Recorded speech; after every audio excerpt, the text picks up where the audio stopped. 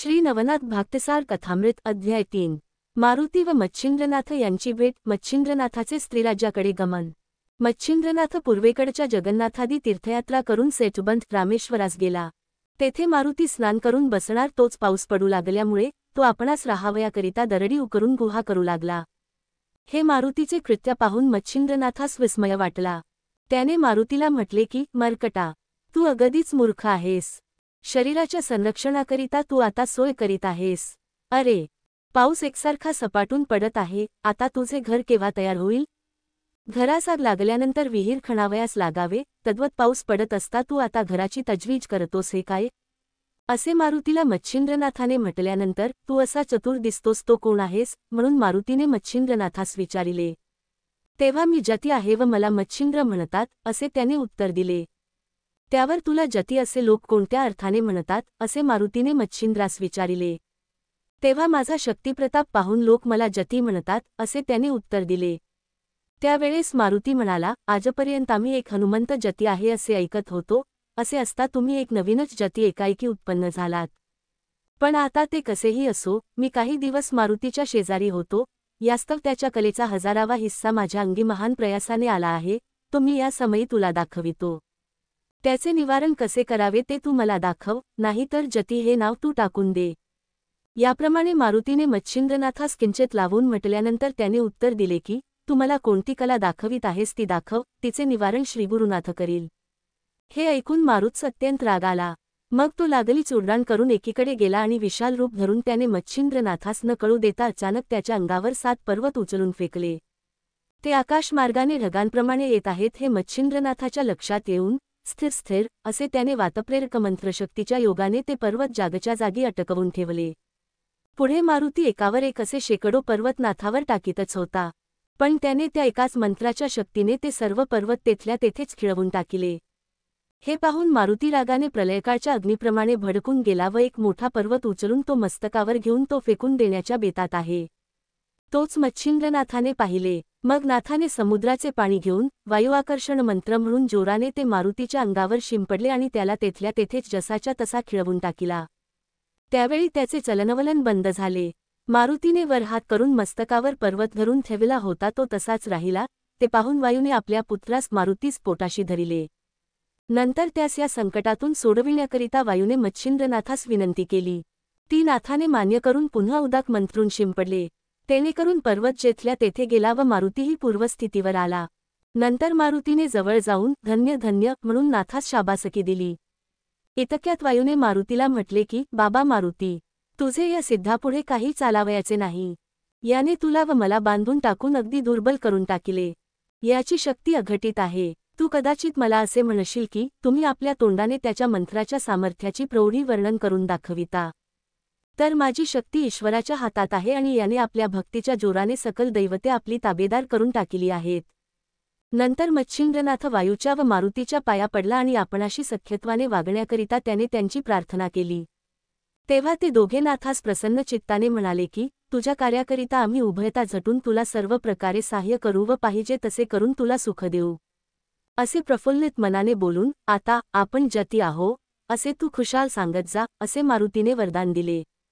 त्यावेळेस मच्छिंद्रनाथाने मारुतीस विचारले की, मी जती या नावाने विख्यात होईन हे तर ठीकच आहे. पण माझ्या मनात एक शंका आली आहे, तिची आपण निवृत्ती करावी. कोणती शंका आली आहे, असे मारुतीने विचारल्यावर त्याने सांगितले की तू त्रिकाळज्ञानी आहेस, असे असता माझ्याशी विनाकारण वितंडवाद कशासाठी केलास? तुझी माझी नागाश्वत्थाच्या झाडाखाली पूर्वीच भेट झाली होती, त्यावेळेस साबरी विद्येचे मजकडून कवित्व करवून तू मला वरदान दिले आहेस, असे असता हा बखेडा का उत्पन्न केलास? हे ऐकून मारुतीने मच्छिंद्रनाथाचे असे समाधान केले की, जेव्हा तू समुद्रस्नान करीत होतास त्यावेळेस मी तुला ओळखल्यावरून तुझ्याजवळ आलो. तू कविनारायणाचा अवतार आहेस व मत्स्यच्या पोटी जन्म घेतलास हे पक्के ठाऊक होते. परंतु माझ्या मनात अशी कल्पना आली की, नागाश्वत्थाच्या वृक्षाखाली देवांनी जे अभिवचन तुला दिले, त्या वरप्रदानाचे सामर्थ्य कितपत आहे हे आपण एकदा पहावे.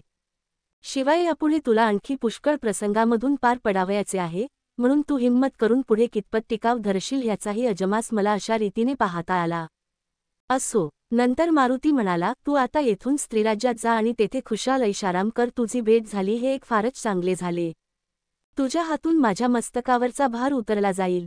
मग असे कोणते ओझे तुझवर पडले आहे? म्हणून मच्छिंद्रनाथाने विचारल्यानंतर मारुतीने मूळारंभापासून सर्व कच्चा मजकूर त्यास सांगितला. मारुती म्हणाला, योगेश्वरा, लंकेच्या रावणास जीवे मारून रामचंद्र सीतेस घेऊन अयोध्येस येत असता तिच्या मनात आले की मारुती निसंशय रामाचा पक्का दास आहे, यास्तव आपल्या हातून त्याचे होईल तितके कल्याण करावे, म्हणजे ह्याचे लग्न करून देऊन संपत्ती संतती सर्व अनुकूल करून देऊन सर्व सुख संपन्न करावे. स्त्री वाचून संसारात सुख नाही तर ती करून देऊन याजकडून सर्व संसार करवावा. परंतु हा ब्रह्मचारी असल्याने माझे भाषण मान्य करील की नाही असा संशय तिच्या मनात आला. मग तिने मला गृहस्थाश्रमी करण्याकरिता व मला वचनात गोवून टाकण्यासाठी आपल्याजवळ बोलाविले व ममतेने माझ्या तोंडावरून हात फिरविला. नंतर सीतामाता मला म्हणाली, बाळ मारुती, तू तिन्ही लोकांमध्ये धन्य आहेस. माझे एक तुझ्याजवळ मागणे आहे, ते तू देशील तर फारच उत्तम होईल.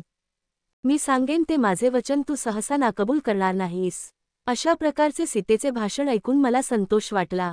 मग कोणते काम आहे असे मी तिजला विचारिले. परंतु मी आपले वचन दिल्यावाचून ती आपला हेतू मला कळविना. असे पाहून मी तिला वचन देऊन तिची आज्ञा मान्य करण्याचे मनापासून कबूल केले. तेव्हा मी लग्न करून गृहस्थाश्रम पत्करावा आणि संसार करून सुख भोगावे असा भाव दाखवून तसे करण्याविषयी तिने मला भारी भीत घातली. तेव्हा मी महात संकटात पडलो व खिन्नवदन होऊन उगीच बसून राहिलो. तेव्हा तिने रागाने माझ्याकडे पाहिले व मला सांगितले की तू अगदी दिलगीर होऊ नको. स्त्रीराज्यातल्या सर्व स्त्रिया तुझ्याच आहेत, परंतु यातील मख्खी अशी आहे की तुला व मला 4 चौकडीस जन्म घ्यावयाचा असतो. मी व रामाने 99 वेळा घेतला. तूही 99वा मारुती आहेस व त्याप्रमाणे लंकाधीशही 99वा होय.